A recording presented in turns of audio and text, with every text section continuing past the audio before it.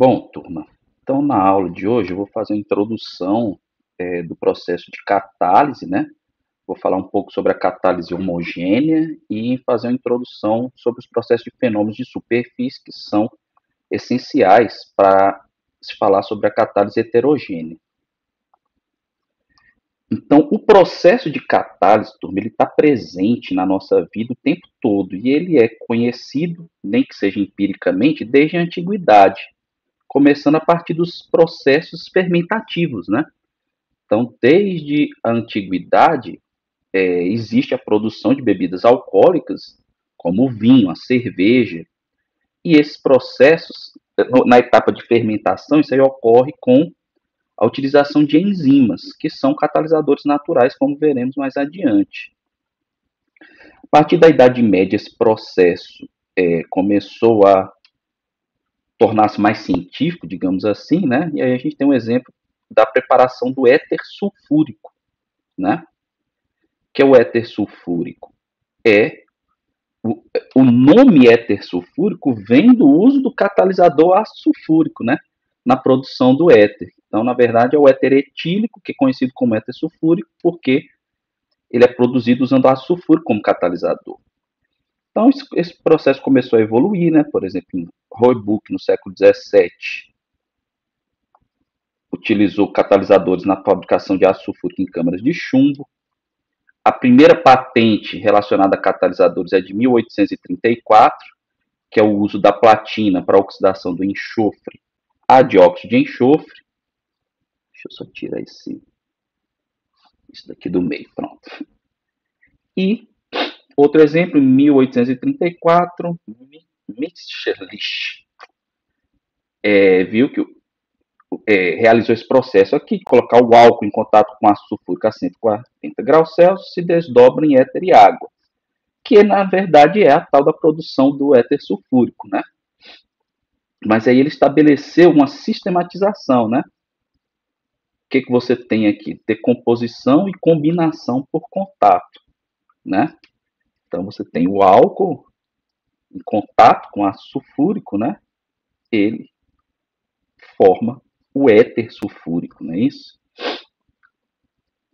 E aí a definição de catalisador ela vem com Berzelius em 1836. Então, catálise vem do grego, né? Da união dessas duas palavras aqui, cata mais lises, né? Significa movimento para baixo mais ruptura, dissolução, decomposição, que era a forma como ele enxergou, né? Esse processo de catálise. Então aqui tem uma definição em inglês, aqui está a referência para o artigo original, né? Some ideas on a new force which acts in organic compounds, né? Então, ele faz essa definição de catalisador. Aqui no meio, eu não vou ler tudo, tá, pessoal? Depois vocês olhem, mas ele diz que há uma força, né, que faz com que ocorra a reação química. E ele dá o nome de força catalítica, né? Ele chama essa força de força catalítica. E aí o processo de decomposição dos corpos por essa força ele chama de catálise, né? Ele observou inicialmente os primeiros catalisadores mais no processo de decomposição. Esse foi o início do uso dos catalisadores e da definição de catalisador, tá? Aí Ostwald, em 1895, ele realiza o estudo de diversos processos catalíticos, tá? E aí a principal observação obtida a partir desses estudos é essa aqui, que o catalisador ele muda a velocidade da reação sem mudar a composição do equilíbrio. Então, não sei se vocês lembram desse nome, Ostwald, né? Mas ele é o mesmo daquela lei da diluição de Ostwald, né? Que é quando você estuda o equilíbrio em soluções, né? Principalmente soluções aquosas. Então, ele estudou muito o equilíbrio e viu que aplicando catalisadores, você não mudava a constante de equilíbrio, o equilíbrio era atingido no mesmo ponto. Como assim no mesmo ponto? Na mesma razão, né, entre reagentes e produtos. A constante de equilíbrio nos dá essa razão, né, entre reagentes e produtos elevados aos coeficientes. E aí ele chegou a essa conclusão aqui, que o catalisador ele apenas muda a velocidade da reação, não muda a composição do equilíbrio. E aí deu uma nova definição de catalisador, mais moderna, né, que diz que o catalisador é qualquer substância que altera a velocidade de uma reação química sem aparecer como produto final, tá? E aí ele chegou-se à conclusão, né, que esse processo da catálise tem grande importância industrial, porque você consegue realizar as reações químicas de maneira mais rápida, não é isso?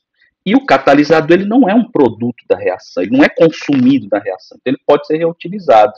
E aí foi a base para a definição de vários processos catalíticos industriais. Então, a partir disso aí, a gente tem algumas definições básicas que a gente precisa saber para estudar o processo de catálise e o estudo dos catalisadores, né? Então, primeiro, conceito. Conceito aceito atualmente é esse que está aqui. Catalisador é uma substância que aumenta a velocidade de uma reação sem ser apreciavelmente consumida no processo, tá? Então, a definição inicial dizia que ele não era consumido, mas na prática a gente vê que parte do catalisador é consumido, então a gente define como catalisador como ele não é consumido apreciavelmente, né? Ele não acaba durante o processo. Aí a gente pensa, beleza, então é uma coisa mágica, o catalisador vai lá, age, aumenta a velocidade da reação e depois eu posso usar ele de novo e é uma maravilha. Não, não é bem assim que funciona na prática, né? Ao longo desse reuso do catalisador, ele pode sofrer modificações extremas, né, durante esse processo. Então, o que o Ostwald observou aqui atrás, em relação à constante de equilíbrio, continua valendo. Beleza, ele não muda a constante de equilíbrio, tá certo? Ele acelera a velocidade da reação sem mudar a constante de equilíbrio, sem alterar essa proporção entre reagentes e produtos. Só essa parte do consumido, né, que eu não fiz nada, né? Atualizou-se esse conceito, né, porque o catalisador não é essa mágica que eu posso usar, aproveitar. Não. Ele pode ser consumido, não apreciavelmente, mas pode ser consumido, e sofrer modificações de modo que ele fica inutilizado. A gente precisa repor o catalisador, digamos assim. A atividade catalítica, outra definição, ela se refere à velocidade na qual a reação alcançará o equilíbrio, tá? Então, o catalisador não altera a função de equilíbrio, mas faz com que o equilíbrio seja atingido mais rapidamente. E essas duas outras definições aqui são também importantes, né? A diferenciação entre catálise homogênea e catálise heterogênea. Então, na catálise homogênea, catalisador e reagentes constituem um sistema monofásico, né? É um sistema homogêneo, é uma única fase. E na catálise heterogênea, o catalisador e os reagentes estão em fases diferentes. Então, temos um sistema polifásico, tá? Então, como que age o catalisador? Eu já falei um pouco, né, sobre isso aqui ao longo das nossas aulas, mas vamos dar uma relembrada, né? Então, como eu falei agora há pouco, no slide anterior, ele não altera a constante de equilíbrio, né, o catalisador. Então, se ele não altera a constante de equilíbrio, ele não altera o ΔG, né? Porque ΔG é igual a menos RT ln de K, constante de equilíbrio. Se a constante de equilíbrio não muda, o ΔG não muda, né? Então, o que vai mudar no processo de catálise? O que vai mudar no processo de catálise, turma, principalmente, é a energia de ativação da reação, tá? Então, quando ocorre a catálise, quando eu adiciono um catalisador, a gente viu na última aula, né, a última aula presencial que a gente teve, eu falei para vocês sobre os mecanismos de reações, né? Então, a gente viu que, dependendo do mecanismo, a reação pode ocorrer em mais de uma etapa, e em cada etapa eu tenho uma energia de ativação, né? Então, quando eu tenho um catalisador, o que acontece é que ele introduz alguma etapa que vai ter uma energia de ativação mais baixa. Então, eu vou ter um caminho diferente para sair dos meus reagentes e chegar ao produto, tá? Então, o que vai acontecer é isso aqui. Na reação não catalisada, eu tenho uma energia de ativação. Na reação catalisada, eu tenho uma energia de ativação menor, tá? Então, o que acontece é isso. No processo de catálise, eu tenho a reação catalisada tem uma energia de ativação menor do que a reação não catalisada. E aí, como a energia de ativação é menor, a constante de velocidade vai ser maior e a velocidade da reação também vai ser maior. Isso aqui, turma, do A0, né, que é o fator pré-exponencial, o fator de frequência, eu coloquei aqui que na reação catalisada ele é maior, nem sempre, tá? A principal influência é na energia de ativação, mas o catalisador também pode agir aqui, tá, turma? Fazendo com que o fator de frequência seja maior na reação catalisada. Aqui, turma, eu tentei ajeitar isso aqui, mas acabei não conseguindo. Isso aqui era para esse sinal de proibido. Vamos ignorar ele aqui, tá? Aqui eu começo a mostrar como os catalisadores agem, tá certo? E aqui eu estou mostrando aqui o equilíbrio cetoenólico, né? Entre a propanona e o propenol. Então, primeiramente, eu estou mostrando aqui para vocês como que é a formação do propenol a partir da propanona sem catalisador, tá? Então, sem catalisador, o que acontece é o seguinte, a propanona, né? Ela forma esse intermediário instável que depois, o que acontece aqui, ó? Eu tenho um dos hidrogênios aqui de um dos metil, né? Vai formar uma ligação com o oxigênio, né? E aí ele começa a formar a ligação com o oxigênio e essa ligação aqui começa a se enfraquecer, tá certo? E aí, quando ela quebra, eu vou ter aqui elétrons que vão vir para cá e vão formar a ligação dupla do propenol, tá? Então, esse processo aqui sem catalisador é lento e tem uma alta energia de ativação, porque esse intermediário aqui ele é instável, tem uma alta quantidade de energia. Esse mesmo processo desse equilíbrio cetoenólico, né, da cetona se transformando em enol, eu posso realizar usando um catalisador, uma base como catalisador, um ácido como catalisador, tá? Então, o que vai acontecer aqui? Por exemplo, na catálise básica, eu tenho um OH, o que o OH vai fazer aqui? O OH, pessoal, ele vai arrancar um desses hidrogênios, né? Então, se ele arranca um desses hidrogênios, a tendência é a atração dos elétrons dessa ligação π para cá, então fica aqui um O- e aqui a ligação dupla, e aí isso aqui em solução aquosa, por exemplo, tem a água, esse O- arranca o hidrogênio da água, e aí, ó, restabelece o OH-, aquele conceito lá inicial do catalisador que não é consumido durante a reação. Então você tinha o OH, ele entrou aqui nessa etapa e saiu aqui nessa etapa, tá certo? Então, nesse caso, a lei de velocidade vai ser K vezes a concentração do OH- vezes a concentração da acetona aqui, da propanona. E aí, quando a reação se dá por esse mecanismo, com a presença do catalisador OH-, a reação é mais rápida, tá?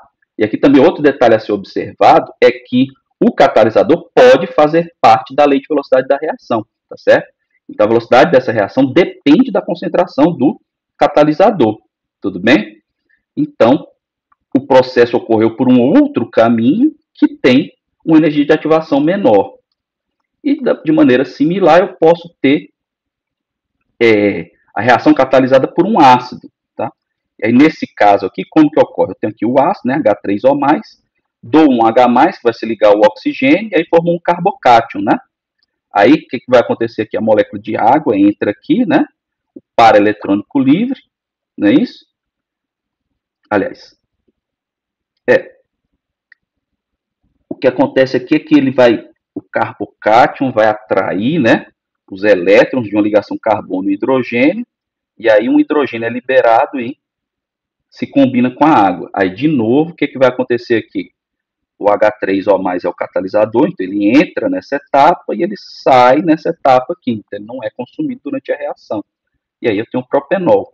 Então, eu vou ter o mesmo produto, tá, turma? Só que eu vou ter um catalisador diferente. Então, se eu tenho um catalisador diferente, eu tenho um caminho diferente, eu tenho um mecanismo diferente. E eu vou ter um intermediário diferente. E eu vou ter uma lei de velocidade diferente, né? Então, nesse caso aqui, a lei de velocidade é K vezes a concentração do H3O+, que é o catalisador, vezes a concentração da acetona. Tá certo?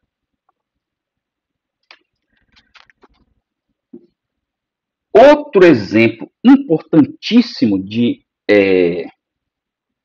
catálise homogênea que a gente tem é a chamada catálise enzimática, tá?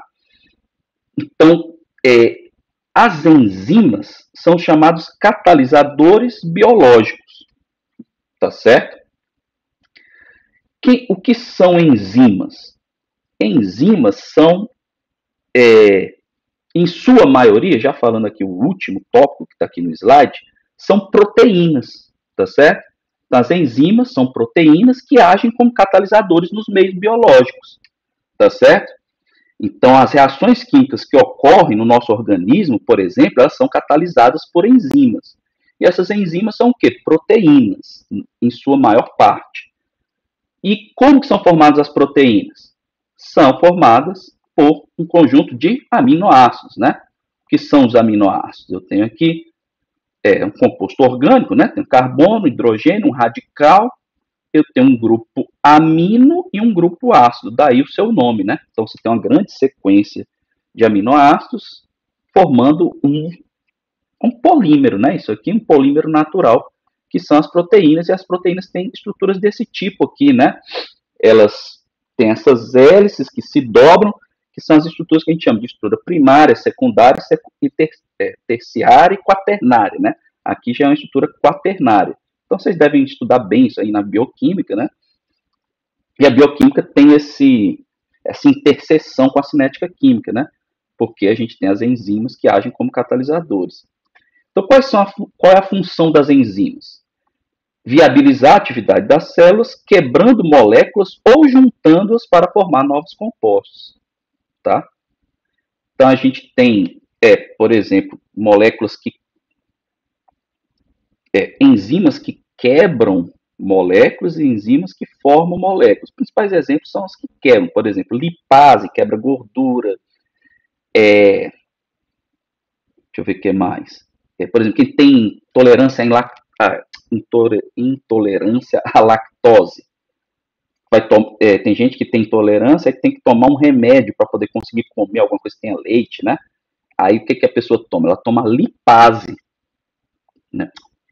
Lipase que eu acabei de falar que quebra a gordura. Ela toma a lactase, tá? Lactase que quebra o açúcar. Lactose, né? E aí a pessoa consegue consumir alimentos contendo lactose. E aí, como eu falei, as enzimas são proteínas, com exceção de um pequeno grupo de moléculas de RNA que tem propriedade catalítica, que são chamadas de ribosimas. Tá?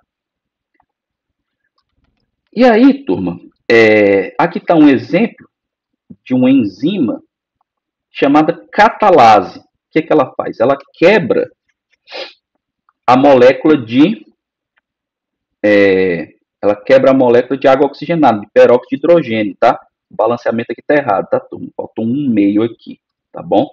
Então, a catalase faz isso. Então, observem aqui o efeito dos catalisadores. Essa reação química, turma, da decomposição do peróxido de hidrogênio é a que a gente faz na prática de cinética de primeira ordem, né? Então, a gente viu lá a gente usou como catalisador o cloreto férrico. Mas você vê que essa reação ela pode ser catalisada por diferentes catalisadores. Lá a gente usa o cloreto férrico, né? Sem catalisador, ela tem essa energia de ativação de 75,2 kJ por mol. Quando você usa platina como catalisador, então lá no cloreto férrico era uma catálise homogênea. Se você usa platina, é uma catálise heterogênea. Aí a energia de ativação cai para 48,9. Aí você vê, caiu pouca coisa, mas olha o efeito que acontece na velocidade. A reação fica 2,77 vezes 10 a 4 vezes mais rápida do que era sem o catalisador de platina. E quando você olha a terceira linha dessa tabela, aí você vê o poder da enzima. Olha, a enzima catalase derruba a energia de ativação para 23 kJ por mol e a reação fica 6,51 vezes 10 a 8 vezes mais rápida do que sem catalisador. Ou aproximadamente 2 vezes e meia vezes 10 a 4 vezes mais rápida do que usando a platina como catalisador. Então, as enzimas, são essenciais para o funcionamento dos organismos vivos. Sem elas, não existiria vida como a gente conhece. Tá certo? E aí, eu falo nas práticas, né? A reação essa da cinética de primeira ordem, uma das práticas da nossa disciplina, né? A última prática será com enzimas, né? Vocês vão estudar o efeito de enzimas na reação com açúcares, né?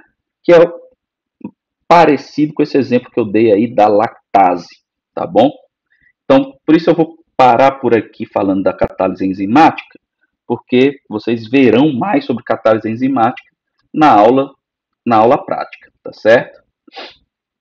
E aqui só finalizando essa parte de catálise enzimática, como é que é o modelo? Vocês devem ter estudado isso lá no ensino médio, né?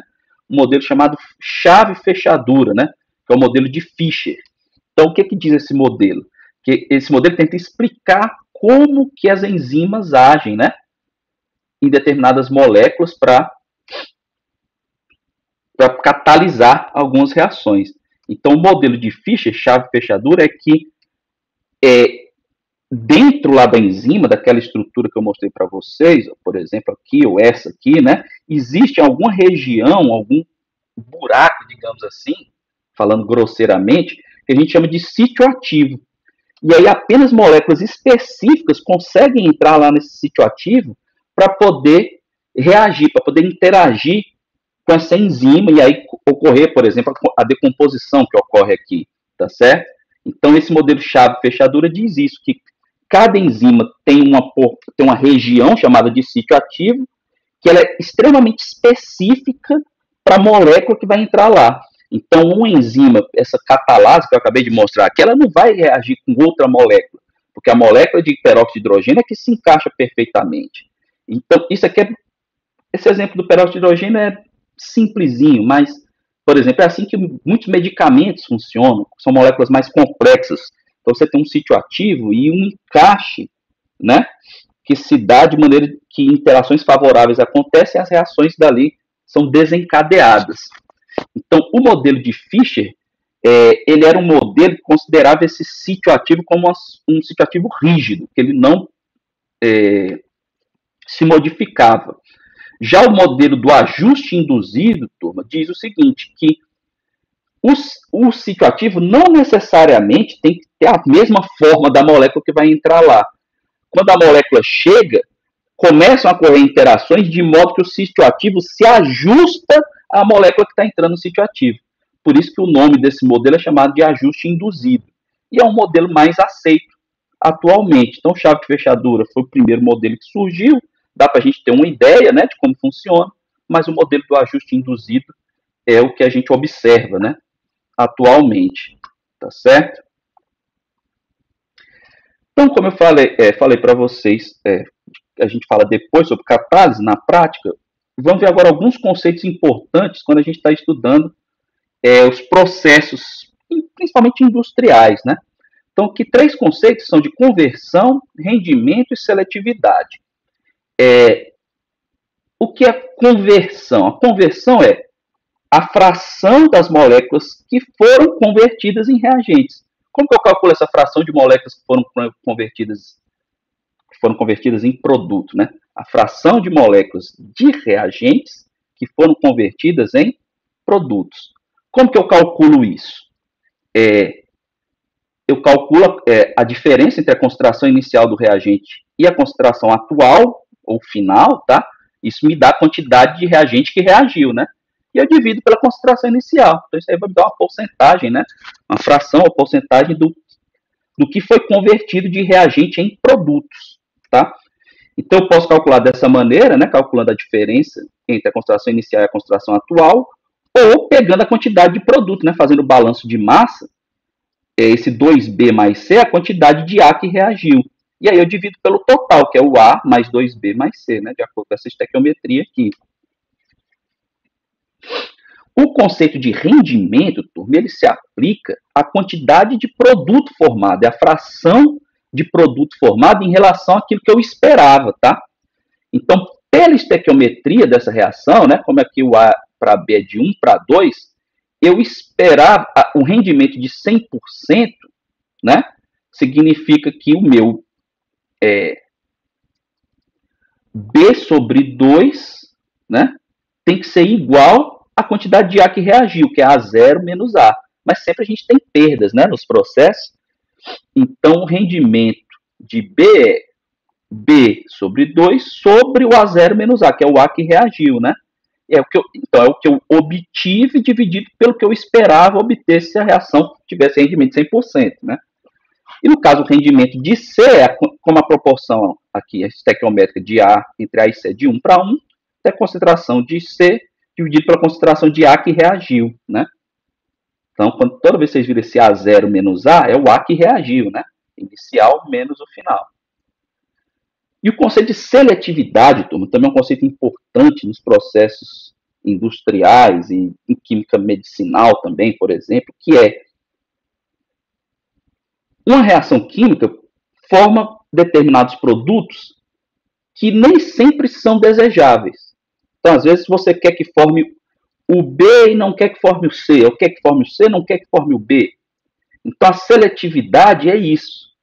É quanto de cada produto formou em relação àquilo que você esperava. Então, no caso da seletividade de B, a concentração de B sobre a de B mais C. E a de C sobre a de B mais C. Tá certo? Então, é outro fator que a gente estuda quando está estudando a cinética química, as reações químicas, e quer saber quanto que vai ser formado de cada substância, tá bom? E aí, turma, visto, então aqui a gente terminou a parte da catálise homogênea, tá certo? Terminando com a catálise enzimática.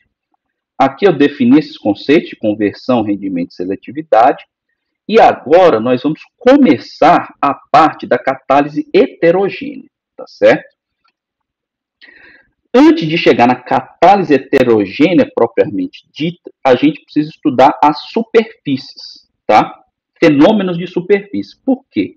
Porque na grande maioria dos processos que envolvem catálise heterogênea, a gente tem moléculas de reagentes que são retidas na superfície de um sólido, por exemplo, e é ali que se dá o processo de catálise. Então, a gente primeiro precisa entender como que se dá esse processo de retenção das moléculas dos reagentes nas superfícies, tá? Então, como que a gente estuda isso? Começa pela caracterização da superfície, tá bom? Então, por exemplo, aqui a gente tem uma superfície de um metal, tá? Então, você sabe que os átomos, né? O metal está sólido, os átomos estão todos juntinhos, né? Então, aqui é como se eu estivesse dando um zoom no metal, né? Não é isso? Acontece que se eu der um zoom, conseguir olhar detalhadamente essa superfície, eu vou ver que ela não é lisinha, ela é cheia de defeitos. Então, esses defeitos recebem alguns nomes, tá? Então, aqui você tem uma superfície, né? Aí você tem aqui degraus nessa superfície, você vai tendo degraus ao longo da superfície, porque ela é irregular. Então, eu tenho irregularidades também nos degraus, tá vendo? Não é só uma camada, aí desce, outra camada e desce. Não, o próprio degrau tem as falhas dele, ó, tá vendo? Isso aqui, ó, que eu estou passando aqui, esse meu marcadorzinho, tá certo? E aí são essas falhas, turma, que criam pontos de nucleação, que a gente chama, que são pontos nos quais os átomos ou moléculas podem ficar retidos. Nesses pontos, às vezes a gente tem concentração de carga, ou não, tá certo? São pontos diferentes da superfície do metal que acabam atraindo, e é ali que começa a quantidade de átomos ou moléculas serem absorvidas, tá certo? Então, é isso que a gente está vendo aqui nessas figuras que eu estou mostrando. Então, como que eu consigo chegar nessa caracterização dessa superfície? Por exemplo, a microscopia de tunelamento por varredura, né? Então, você tem aqui uma corrente de tunelamento, e aí, de acordo com o que você observa no sinal do equipamento, você consegue desvendar essa superfície. Então, aqui, por exemplo, nessa referência aqui, você tem uma zeólita, né?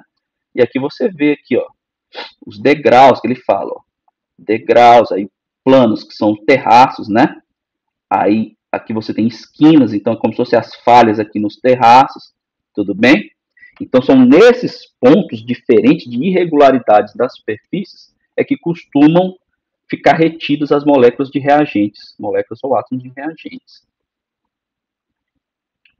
E essa retenção que eu falei, que eu não quis dar spoiler, tá certo? No termo, é o que a gente chama de adsorção, tá? Então, o que é a adsorção? O fenômeno da adsorção. Ele é um processo espontâneo que ocorre sempre que uma superfície de um sólido é exposta a um gás ou um líquido. Então, você tem um sólido, faz um gás ou um líquido passar por aquele sólido, e aí parte das moléculas daquele gás ou daqueles líquidos vão ficar adsorvidas na superfície daquele sólido, tá? Então, ocorre a partição preferencial da substância da fase gasosa ou da fase líquida na superfície de um substrato sólido, né? Então, nesse processo em que as moléculas do gás ou do líquido ficam adsorvidas ali naqueles pontos, vai aumentar a concentração naqueles pontos, né? Concentração depende do que está sendo adsorvido, dos gases, líquidos ou substâncias dissolvidas. E aí, essas substâncias, esses gases líquidos ou solutos, né, substâncias dissolvidas, que ficam retidas na superfície, a gente chama de adsorbato, tá? E na superfície, a superfície do sólido, que retém essa substância, a gente chama de adsorvente. Então, o sólido é o adsorvente e o gás ou líquido que está sendo retido ali, a gente chama de adsorbato, tá? E aí o nome, né, não é muito comum, né, fora da química, porque tem um nome parecido que é um fenômeno parecido, mas que é diferente, né? Que é o fenômeno da absorção, né? Então, a adsorção, com D, que é o que a gente está estudando aqui, é a retenção das moléculas na superfície, tá? A absorção, não. As moléculas não ficam retidas só na superfície, elas entram. É como se, um exemplo é uma esponja, né? Se você pegar uma esponja e jogar água, a água entra na esponja, né? Então você vê aquelas moléculas dentro, né, do sólido. Aqui não, a molécula fica só na superfície, tá certo? E aí, qual a importância, né, do fenômeno da adsorção? O fenômeno da adsorção é extremamente importante, tem grande importância tecnológica. Então, os materiais adsorventes, eles podem ser utilizados para quê? Por exemplo, processo de secagem, né, que é reter moléculas de água, como catalisadores ou suporte de catalisadores, como eu falei para vocês, né? Então, o sólido, a primeira etapa do processo da catálise heterogênea é a adsorção, né, de gases ou líquidos nesse sólido. E ali as moléculas vão estar próximas e a partir daí começa o processo da reação química. Eles podem ser utilizados na separação e purificação de gases e líquidos, tá certo? Então, por exemplo, tem substâncias que têm maior afinidade com determinado adsorvente. Aí elas ficam retidas e eu consigo separar de outras substâncias. Purificação, por exemplo, vocês já devem ter ouvido falar em filtro de carvão ativado, né? Então, como que funciona o filtro de carvão ativado? O carvão ativado é um sólido, você coloca a água lá, suja, e aí as impurezas ficam retidas na superfície do carvão ativado. E aí você purifica o líquido, tá certo? No controle de poluição, em fase líquida ou em fase gasosa. Também é a mesma coisa do item anterior, tá certo? Então, você tem gases, por exemplo, gás de enxofre, né? Por exemplo, o catalisador automotivo, que eu vou falar lá no final, tá? Funciona dessa maneira, né? Ele acaba absorvendo gases poluentes e aí você controla a poluição dos automóveis, tá? Então, o estudo da adsorção ele pode possibilitar um conhecimento de propriedades, como a área superficial específica e o tipo de porosidade de materiais sólidos que apresentam tamanho e morfologia diversos, tá?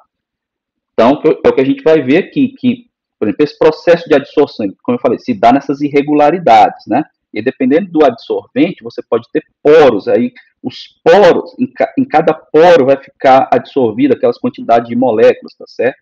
Então, é o que eu vou falar agora a seguir.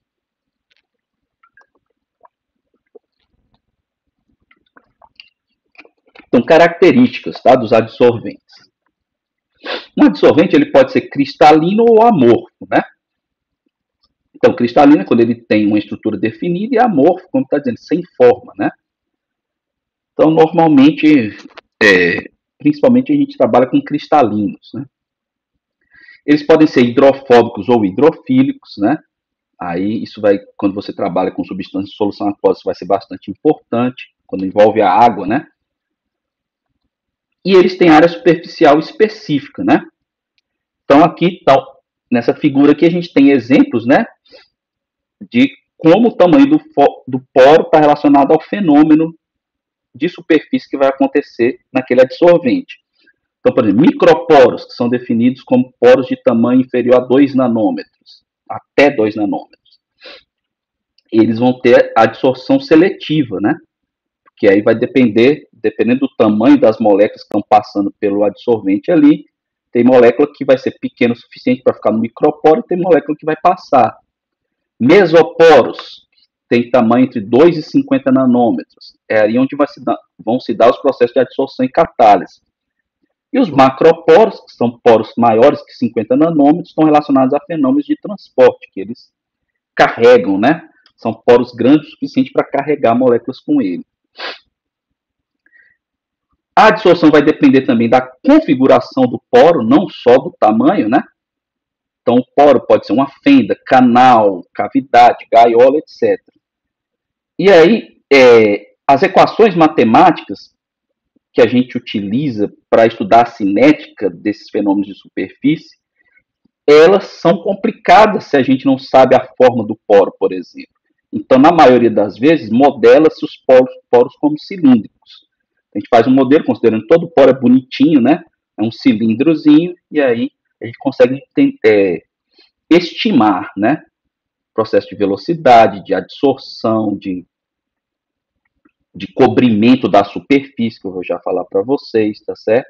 E são modelos normalmente bons, que estão próximos do que se observa experimentalmente, tá?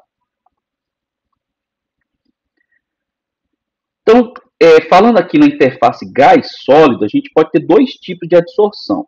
A adsorção física, ou fisisorção, e a adsorção química, ou quimisorção, tá? Então, como que se dá a adsorção física, a fisisorção? Ela se dá por meio de interação por forças de Van der Waals entre a espécie adsorvida e a superfície, tá? Então, você tem aqui, né, moléculas de um gás, por exemplo, que entra em contato com a superfície de um sólido, e aí ocorre uma interação de Van der Waals, que é que vocês estudam lá em Química Geral, por exemplo, dispersão de London, de polo, ligação de hidrogênio, se envolver hidroxilas, por exemplo, tá certo? Então, nesse caso, esse exemplo aqui, um exemplo aqui, água em peneira molecular 4A, uma zeólita, tá certo? Então, você tem esse tipo de interação, são interações intermoleculares no processo de adsorção física, de fisisorção, o que acontece são interações intermoleculares, interações de Van der Waals. Já a adsorção química, ou quimisorção, ocorre a formação de ligações químicas mesmo, entre a superfície adsorvida e entre a espécie adsorvida e a superfície. São ligações covalentes, na maioria das vezes.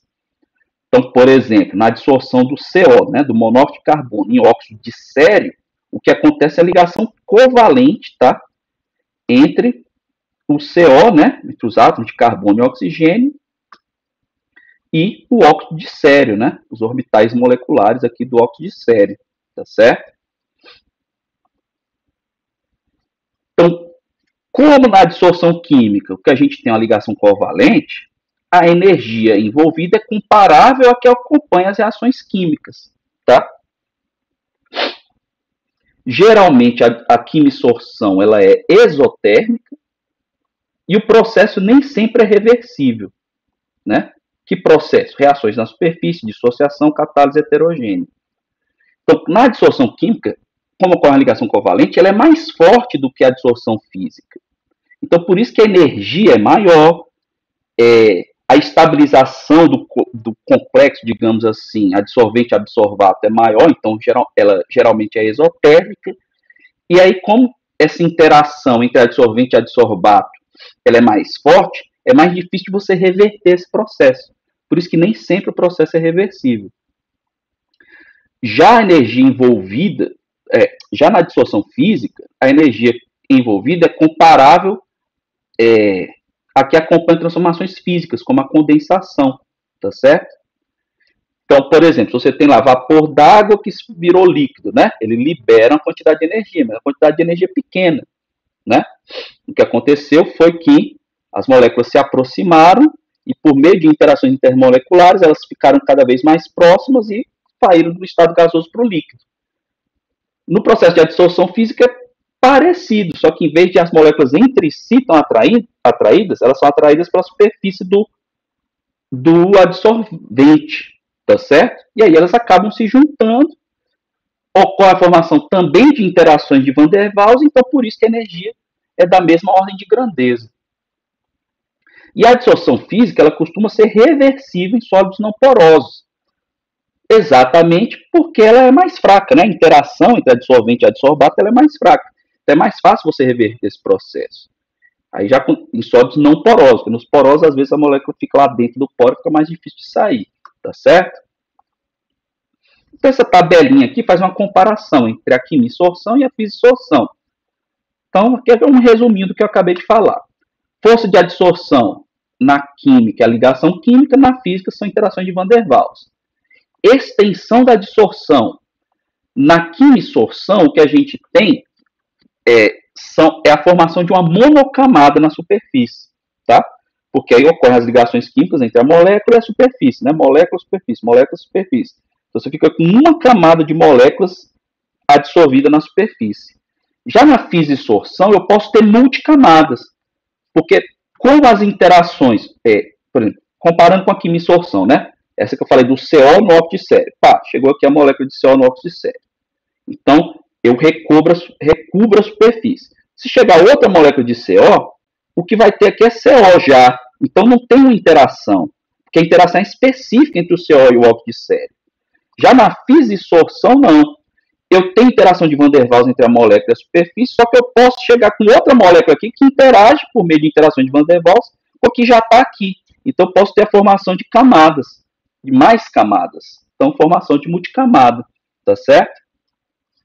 Aí, como eu acabei de falar, né? Como a ligação química ela depende, né, da natureza dos átomos e moléculas que estão se ligando, eu preciso de um sólido específico. Já a fisisorção, não. Eu posso ter sólidos diferentes para o mesmo fenômeno. O adsorbato, no caso da quimisorção, um gás químico. No caso da fisisorção, todos os gases abaixo da temperatura crítica, porque eles conseguem interagir por meio de interações de Van der Waals. Aí, como eu já falei anteriormente, a quimisorção normalmente é irreversível, mas você consegue reverter em determinados casos. A fisisorção sempre é reversível, porque é mais fácil, né, de você quebrar essas ligações. A velocidade de adsorção na quimisorção é rápida ou lenta, de acordo com a temperatura, e na fisisorção ela é rápida e afetada pela velocidade de difusão, né?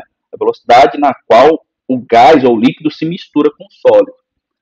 Efeito da temperatura na quimisorção depende do sistema, porque vai envolver ligação química, vai envolver reação química, vai envolver termodinâmica, tá certo? E na fisisorção, não. A velocidade de adsorção ela sempre decresce com o aumento da temperatura. Porque quando você aumenta a temperatura, você aumenta a agitação das moléculas, a tendência é ela sair, né, da superfície. Então, quando você diminui a temperatura, é que você favorece que a molécula fique presa ali na superfície. O calor de adsorção na quimisorção é da ordem de 100, menos 100 a menos 400 kJ, fisisorção da ordem de menos 40 kJ. E o tempo de retenção no sólido, na quimisorção, como a ligação é mais forte, fica mais tempo. 10 elevado a 2 segundos. Já na fisisorção, olha só, 10 a menos 12 a 10 a menos 10 segundos. Tá certo? Então, como eu falei para vocês, aqui alguns exemplos para a gente ver essa questão da energia de adsorção, né? Na fisisorção e na quimisorção. Então, ó, o ΔH de adsorção é 298 Kelvin, do CH4 menos 21, do H2 menos 84, da água menos 59, do N2 menos 21. Então, essa aqui na mesma ordem de grandeza, né? E aqui as entalpias padrão de quimisorção, né? De alguns adsorbatos, e aqui eu tenho que dizer quem é o adsorvente, porque essas interações são específicas, né? Então, por exemplo, o etileno, ele adsorve nesses três metais, no cromo, no ferro e no níquel. Já o CO não adsorve no cromo nem no níquel, só no ferro. O hidrogênio adsorve no cromo e no ferro, não adsorve no níquel. E a amônia adsorve nos três, tá? Então, observem aqui que as energias de adsorção são bem maiores, né? E aí, como é que funciona essa termodinâmica da adsorção, né? Então, vocês devem lembrar lá da Fisicoquímica 1 e da 2, né? Que ΔG é igual a ΔH menos TΔS, tá certo? Então, no fenômeno de adsorção, normalmente os graus de liberdade do adsorbato são reduzidos. Se a gente pensar naquela ideia que a entropia está relacionada à desordem, né? Então, você tem lá um gás lá que está se movimentando, e na adsorção o que acontece? Ele fica preso ali, ele está mais organizado, né? Eu aumentei a ordem do meu sistema, diminuí a desordem. Então, em geral, o ΔS é negativo. Se o ΔS é negativo, esse termo aqui vai ser positivo, né? Então, obrigatoriamente, o ΔH tem que ser negativo para que o processo seja espontâneo, tá certo? Porque se esse termo é positivo, esse aqui tem que ser negativo para o ΔG dar negativo. Ainda tem que ser maior, né, do que esse TΔS. Então, em geral, no processo de adsorção, o que a gente tem é isso. ΔS é menor que zero, o que obriga com que o fenômeno seja exotérmico, né? ΔH menor que zero. Aí nós temos algumas exceções, né? Por exemplo, a adsorbato se dissocia e apresenta elevada mobilidade de translação na superfície. Esse exemplo aqui, a dissolução de hidrogênio in vitro, pode acontecer, em vez da molécula chegar lá e ficar presa e quietinha, não. Ela vai, chega, quebra a ligação e o átomo ganha uma mobilidade dentro da superfície. Então, esse ΔS vai ser maior que zero. Com ΔS maior que zero, eu posso ter um ΔH maior que zero. E aí o fenômeno vai ser endotérmico. Mas a grande maioria esmagadora, dos processos de adsorção são exotérmicos, porque normalmente o ΔS diminui. Outra coisa que deve ser levada em conta nessa termodinâmica é se as moléculas adsorvidas se repelem, a adsorção se torna menos exotérmica à medida que o recobrimento aumenta. Então vai chegando molécula, vai ficando presa, né? Mas aí vão chegando as moléculas, vai aumentando a quantidade de moléculas na superfície. Para as últimas moléculas, digamos assim, quando ela chegar, ela já vai ter uma concorrência ali. E se essas moléculas se repelem, a que está aqui repele a que está chegando. Então vai ficar mais difícil da molécula chegar e entrar na superfície. E aí isso faz com que a reação, o fenômeno de adsorção seja menos exotérmico, tá bom? E aí, como que se costuma estudar esse fenômeno de adsorção? Esse fenômeno de adsorção costuma ser estudado por meio das isotermas de adsorção. Então, nós veremos algumas dessas isotermas aqui ao longo das próximas aulas. Então, o que é uma isoterma? Um isoterma é um gráfico construído mantendo-se a temperatura constante, né? No caso do fenômeno de adsorção, esse gráfico é de que grandezas? Normalmente da pressão em função da quantidade de gás adsorvida, tá? Então, a isoterma, a isoterma de adsorção descreve a dependência entre a quantidade adsorvida e essa quantidade de gás adsorvida é expressa em quê? Pode ser em volume, pode ser em concentração ou em recobrimento. O que é o recobrimento? É o número de sítios ocupados por molécula adsorvida. Então, imagina que a sua superfície é um estacionamento, certo? Então, você tem lá 100 vagas. Então, significa que eu posso colocar 100 carros, não é isso?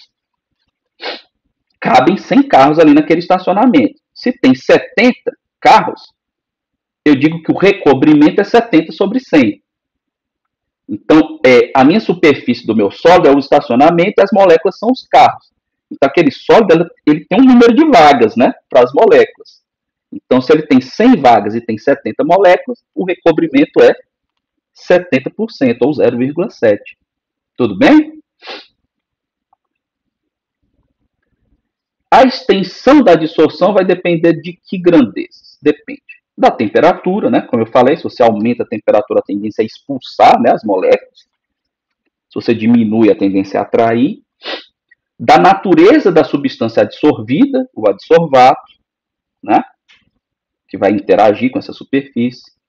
Da natureza e estado de agregação do adsorvente, que é o sólido finamente dividido. Isso aí eu acho que eu falei lá no começo do curso já, né, que quanto maior a superfície de contato, né, mais fácil eu vou adsorver essas moléculas. E da concentração da substância na solução ou da pressão do gás, dependendo do que eu estou falando, né? A dissorção, como eu falei, normalmente essa dissorção é você tem um sólido que retém, né, líquidos ou gases. Então, essa extensão da dissorção vai depender da concentração de soluto na solução ou da pressão do gás, tá? E aí a fração de recobrimento é como eu falei para vocês no slide anterior, né? É definido dessa forma. O número de sítios de adsorção ocupados dividido pelo número de sítios de adsorção disponíveis, né? Entre as número de carros estacionados dividido pelo número de vagas no estacionamento, tá? Uma outra maneira de eu definir essa fração de recobrimento é esse V sobre V infinito, tá? Então, quando eu estou falando de gases, né? Não só de gases, mas vamos lá. Esse V, eu vou colocar o gás como exemplo, tá? V é o volume do gás, tá certo? E V infinito é o volume de uma monocamada. Então, é o volume do gás que ocupa uma determinada monocamada. Quando eu estou estudando, por exemplo, um sistema, né, adsorvente-adsorbato, que comporta apenas monocamadas. Aí, como que eu meço a concentração na superfície? É o recobrimento, né, que eu falei. Essa concentração na superfície pode ser chamada, por exemplo, desse sigma J, que é quem? MJ, que é a quantidade de matéria do adsorbato, dividido por S, que é a superfície, né? Então, essa concentração na superfície, concentração em volume, né? É mol por litro, não é isso? Porque litro é unidade de volume. Concentração na superfície, mol por centímetro quadrado, por exemplo, ou moléculas por centímetro quadrado, tá? Então, esse exemplo que eu estou dando aqui, eu tenho um recobrimento máximo de uma monocamada, que é 10 elevado a 15 moléculas por centímetro quadrado. Então, uma outra forma de eu calcular a fração de recobrimento é dividindo a concentração na superfície pela concentração máxima na superfície. De novo, aquela analogia lá do carros estacionados pela quantidade de vagas, tá? E aí, essa fração de recobrimento tem que estar entre 0 e 1, né? Eu posso não ter nenhum carro ou posso ter o estacionamento lotado, totalmente ocupado, né? Aí é 100% do estacionamento está ocupado, tá certo? E aí, entrando nas isotermas, turma, a primeira isoterma que a gente vai ver aqui, a mais simples, é a isoterma de Langmuir, tá? Essa isoterma de Langmuir, ela é baseada em 3 hipóteses, tá? Primeira, a adsorção não pode ir além do recobrimento com uma monocamada. Então, eu estou assumindo que eu só posso ter uma camada de moléculas na superfície do meu adsorvente. Se chegar outra aqui por cima, não vai haver adsorção. Todos os sítios de adsorção são equivalentes uns aos outros e a superfície é uniforme. Ou seja, não existe preferência da molécula por esse sítio em relação a esse. Tá? E a terceira hipótese, a capacidade de uma molécula ser absorvida num certo sítio é independente da ocupação dos sítios vizinhos. Então, por exemplo, tem um sítio aqui e um sítio aqui. Tá? Então, se já tem uma molécula aqui, essa molécula aqui não interfere na molécula entrar aqui no sítio vizinho. Ou seja, não existe interação entre a molécula que está chegando e a molécula que já está dissolvida. Então, obviamente que essas 3 hipóteses são simplificações, turma, mas é aquilo que a gente costuma fazer demais na ciência, né? A gente parte de um modelo simples e depois vai adicionando características que a gente observa na realidade. Tudo bem? E aí, turma, para a isoterma de Langmuir, a gente tem essa equação aqui, tá? O que me diz essa equação? O θ, que é a nossa fração de recobrimento, né? Tá aqui, o θ é a fração de recobrimento. Vou botar até para cá, tá? Ele é dado por quem? Kp sobre 1 mais Kp. Quem é Kp? Kp, turma, é a constante de equilíbrio em termos de pressão parcial, tá? Então, como que eu defino essa constante de equilíbrio em termos de fração parcial? Ela é definida da seguinte forma. É o meu XAS sobre XS vezes P, tá? Pense na constante de equilíbrio normal, tá? Uma constante de equilíbrio aqui seria a concentração do AS dividido pela concentração do A vezes a concentração do S, certo?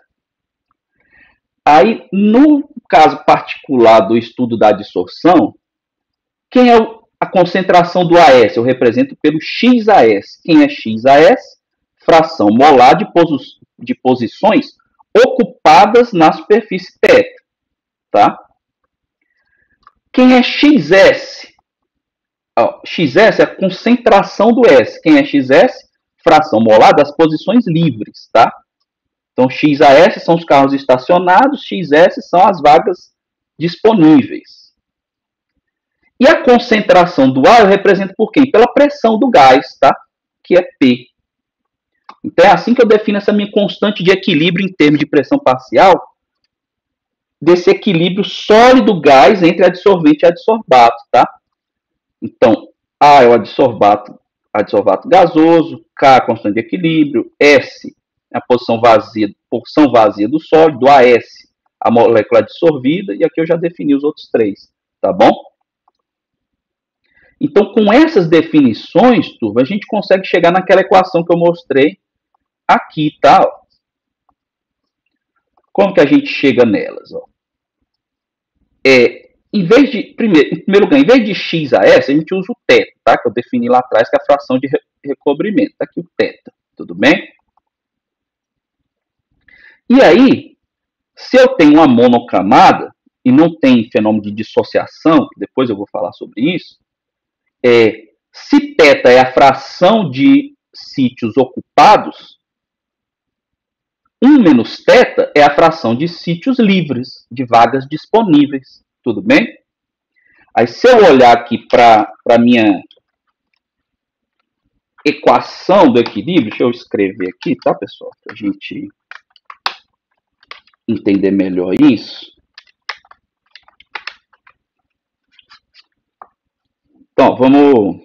deixa eu só mudar aqui para o meu lápis, certo? Então, vamos lá. O que eu tinha aqui? Eu tinha A gasoso, né? Mais o S sólido, formando o meu AS, tá certo? Então, eu tenho a reação direta, né? E a reação inversa. Como que eu defino a velocidade da reação direta? É o meu dθ dt, tá? Vai ser o quê? Vai ser a constante de velocidade da reação direta, que eu estou chamando de Ka, tá? Vezes a pressão do gás, que é P, vezes o número de sítios livres, que é esse S sólido. Como que eu defino esse número de sítios livres? É o número total de sítios vezes a fração de sítios disponíveis, que é 1 menos θ. Θ não são sítios ocupados. E a reação inversa é dada por quem? dθ dt, nesse caso da reação inversa, na reação inversa eu vou ter o quê? O meu AS, né? Que são sítios ocupados. Então, vai ser menos KD, que é a constante de velocidade da reação inversa, vezes o número total de sítios, vezes a fração de sítios ocupados. Tá certo? E essas duas grandezas têm que ser iguais a zero. Ou a soma delas tem que ser iguais a zero. As duas têm que ser iguais, né? Então, eu vou fazer aqui, ó. KPN 1 menos θ menos KDN θ tem que ser igual a zero, certo? Então, KPN 1 menos θ é igual a KDN θ, certo? Aí, turma, aqui eu consigo cancelar o N, né? Deixa eu mudar aqui. Aqui eu consigo cancelar o N. E aí, quem é a constante de equilíbrio? O meu Kp. Vou colocar aqui do ladinho. Kp, turma, constante de equilíbrio, a gente já viu lá atrás, né? É a razão entre a constante de velocidade da reação direta e a constante de velocidade da reação inversa, tá certo? Então, se eu pegar aqui, a partir desse ponto da equação, se eu fizer aqui Ka sobre Kd, que é igual ao meu Kp, ficou muito feio isso aqui, peraí. Ka sobre Kd, que é o meu Kp, vai ser igual a quem? Vai ser igual a θ sobre 1 menos θ. Certo? Que é a equação que está aqui. Aí, se eu multiplicar aqui cruzado, o que eu vou ter? Eu vou ter que θ é igual a Kp menos Kp vezes θ. Eu quero tirar o valor de θ agora, tá, turma? Então, se eu passar esse termo aqui para o lado esquerdo, θ mais Kp θ é igual a Kp, não é isso? Então, θ vai ser Kp sobre 1 mais Kp, que foi a equação que eu mostrei lá naquele primeiro slide que eu comecei a falar de isoterma de Langmuir. Tá certo?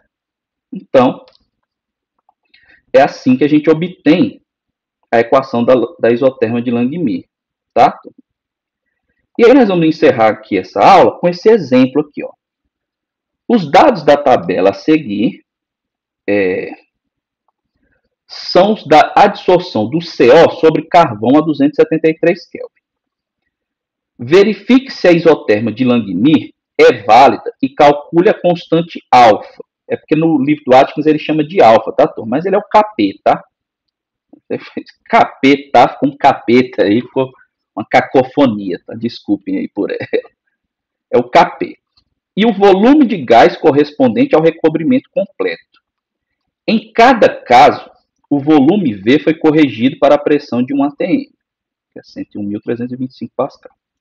Então, tem um gráfico aqui da pressão em função do volume adsorvido, tá certo? Do volume adsorvido. Então, como que eu faço isso? Como que eu calculo esse Kp, tá certo? E esse volume correspondente ao recobrimento completo. Se a gente voltar lá atrás, quando eu defino o recobrimento, eu fiz essa definição aqui, ó, V sobre V infinito, tá? Que é o volume de gás adsorvido dividido pelo volume máximo que poderia ter, que é o volume da monocamada, tá bom? Então, daqui, turma, eu consigo fazer... eu lembrei aqui para vocês que V é igual a V... V é igual a V, não. Eu lembrei aqui para vocês que θ é igual a V sobre V infinito, certo? V infinito. Tudo bem? Então, como que eu vou relacionar essa equação aqui com V e V infinito? Eu vou partir dessa aqui, tá, pessoal? Tudo bem? Então, eu vou partir daqui. Deixa eu ver aqui. Θ mais Kp θ igual a Kp. Então, θ mais Kp vezes θ é igual a Kp, né? E aí agora eu vou fazer essas substituições aqui. Quem é θ?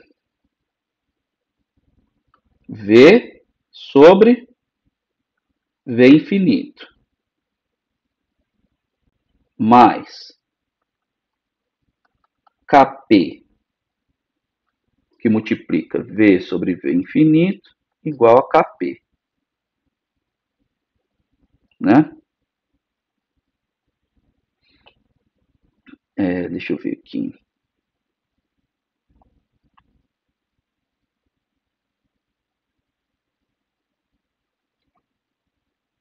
Acontece que o Kp, turma, vamos voltar lá no Kp, tá?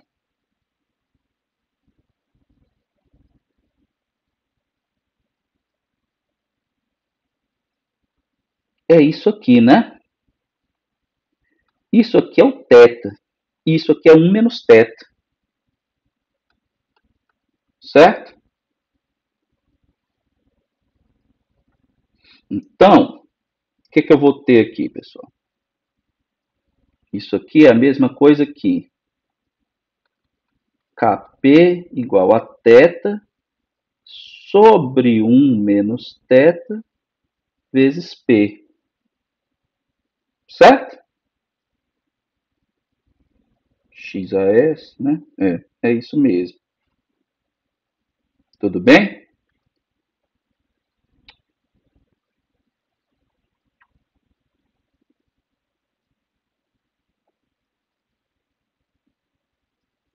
Eu estou achando que eu cometi algum erro aqui nessa minha demonstração. Por isso que não estava dando certo nunca, né?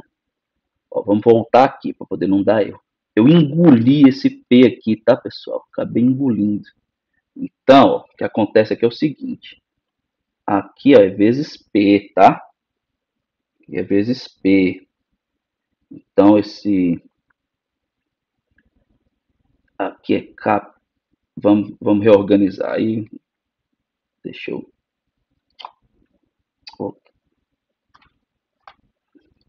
Peraí, pessoal.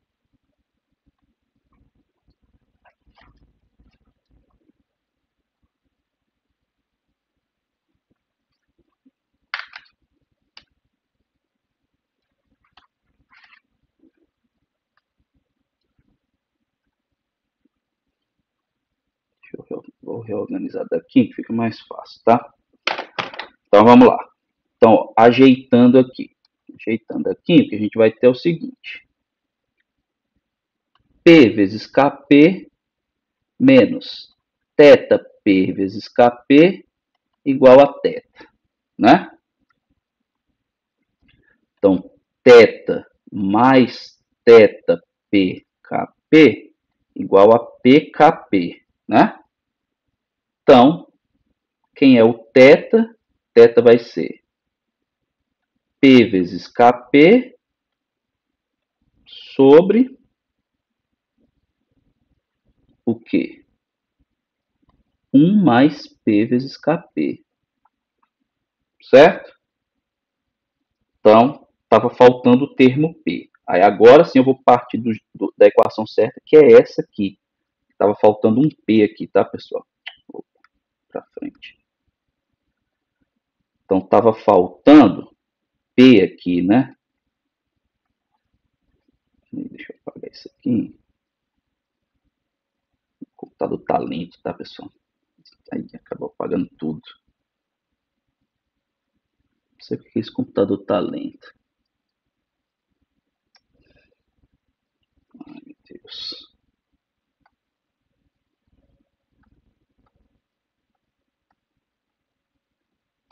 Então, vamos lá. Agora, θ mais θPKP igual a PKP. Então, vamos lá. Θ mais θPKP é igual a PKP, né? Agora sim.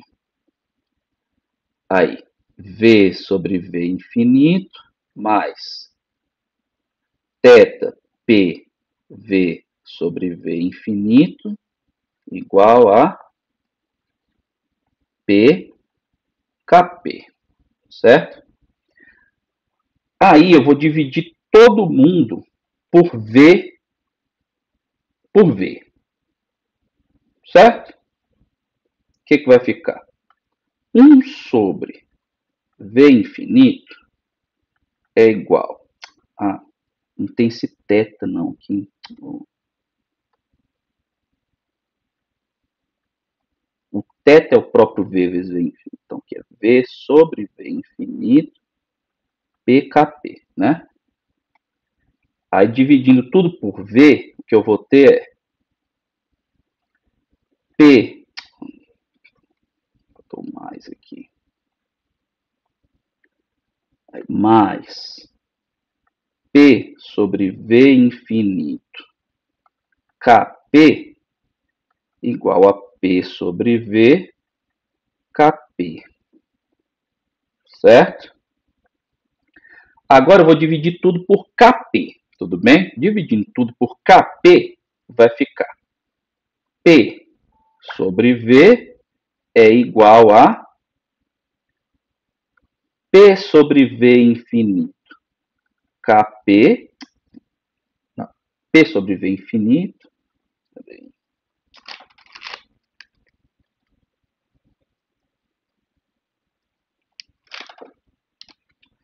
então vamos lá, P sobre V, estou dividindo todo mundo por KP, aí vai ficar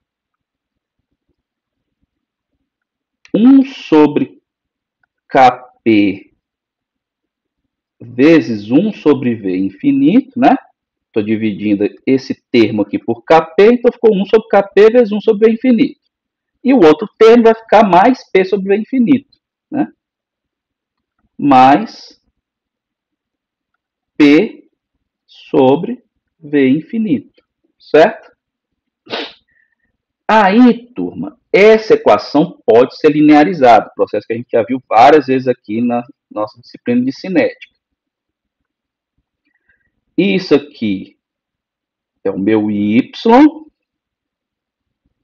Isso aqui é constante, tá certo? Então, é o A mais... aqui eu vou reescrever, tá? Vou reescrever assim. Mais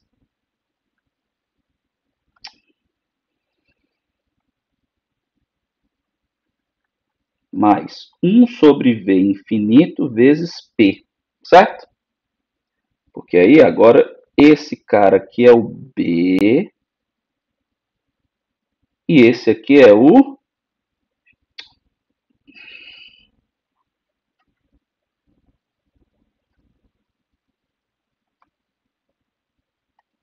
Peraí, pessoal. Esse aqui é o X. Então fica Y igual a A mais BX. Então vou fazer a regressão linear, turma, de P sobre V em função de P, tá certo?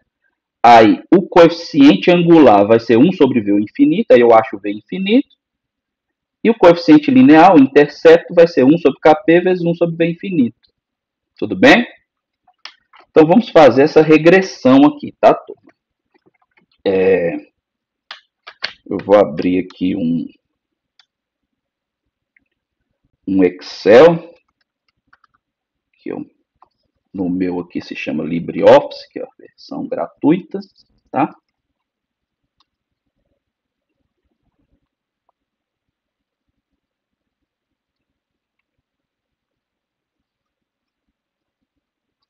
E aí que eu vou colocar os dados, tá? O computador está extremamente lento, turma. Pressão e o volume, tá? Aí vamos lá, olhar os dados aqui. Então, 13,3, 26,7, 13,3, 26,7, 40, 53,3, 66,7, 53,3, 66,7. Eu vou botar 40,0 porque ele não...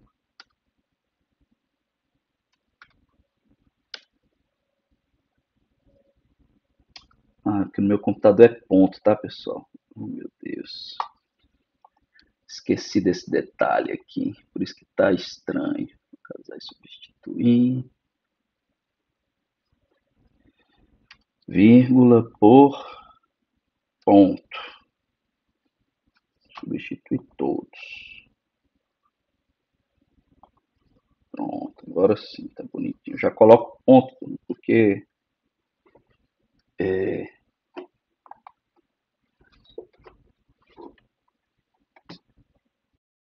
eu fico meio atrapalhado aqui. Vamos continuar aqui no nosso 80 e 93,3. 80, 93,3. Os volumes agora: 10,2, 18,6, 10,2, 18,6, 25,5, 31,5, 25,5, 31,5, 36,9, 41,6, 36,9, 41,6, 46,1. Parece que melhorou o computador. Só que aqui, pessoal, eu tenho que fazer a regressão de P sobre V em função de P. Então, eu tenho que criar uma outra coluna, que é a coluna P sobre V. Tá? P sobre V. Então, a minha coluna P sobre V vai...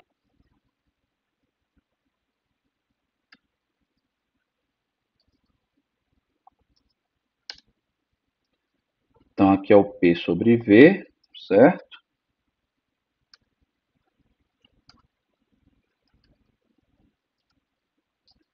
Aí, aqui o meu P sobre V. Pronto, tudo calculado. E agora eu vou fazer a regressão, né? Como que eu faço a regressão? Esse aqui é o meu x e esse aqui é o meu y, né? Então, fica aqui em estatística, regressão. Então, a minha variável x vai ser quem? Vai ser isso aqui, certo? A minha variável y vai ser quem? É isso aqui, né? Ambos possuem rótulos, o resultado eu vou jogar aqui. Regressão linear, vamos lá. Pronto, está aqui a regressão. R quadrado de 0,998, tá certo?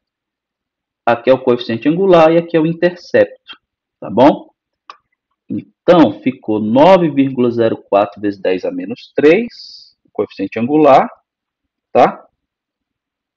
Então, voltando aqui, nessa minha regressão, eu tenho que o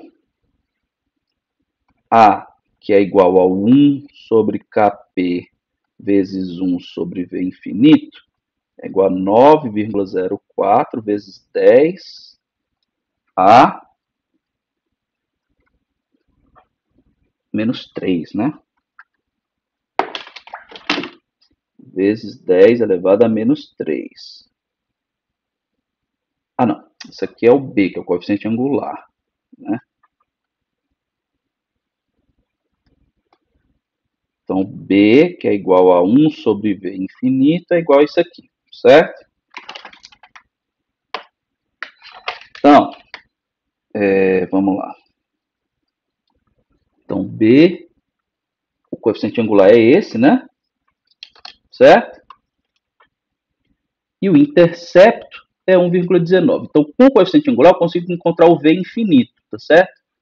Eu posso fazer aqui, tá? A conta. Quem é o meu V infinito? V infinito, ele vai ser 1 sobre esse coeficiente angular, né? 1 sobre esse coeficiente angular. Ah, vamos lá, igual a 1 sobre o coeficiente angular, que dá 110,64, certo? Então, o meu V infinito, pessoal, o meu V infinito é igual a, aqui, 110,64, qual é a unidade que estava aqui? Milímetros cúbicos, tá? E aí o intercepto, que é o A, é 1 sobre Kp vezes 1 sobre V infinito, né? Aí quanto que deu o A, que é o intercepto? 1,20, né? Então 1,20 é igual a 1 sobre Kp vezes, quanto é 1 vezes sobre V infinito? 110,64, certo? Então, quem é o Kp? O Kp vai ser 1,20 dividido por 110,64, né? Ou seja, vai ser o A sobre... Ah, não. 1 sobre V infinito não é 110... 1 sobre V infinito é 9,04 vezes 10 a menos 3, tá? E aqui vai ficar 1,20 dividido por 9,04 vezes 10 a menos 3, tá certo? Aí vou voltar lá para a minha planilha, porque o meu Kp ele vai ser igual a quem? Na verdade, vai ser esse dividido, vai ser esse dividido, ai meu Deus, estou com as dificuldades aqui no teclado, tá, turma? Então vai ser igual a esse aqui, certo? Dividido por esse aqui, que dá 132,46, tá bom? Então, quando eu voltar aqui, esse meu Kp é 132,46, tá certo? O que?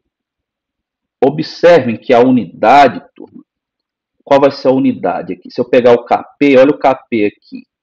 Isso aqui não tem unidade, isso aqui não tem unidade. Aqui tem unidade de pressão. Então, é 1 sobre a unidade de pressão, tá, pessoal?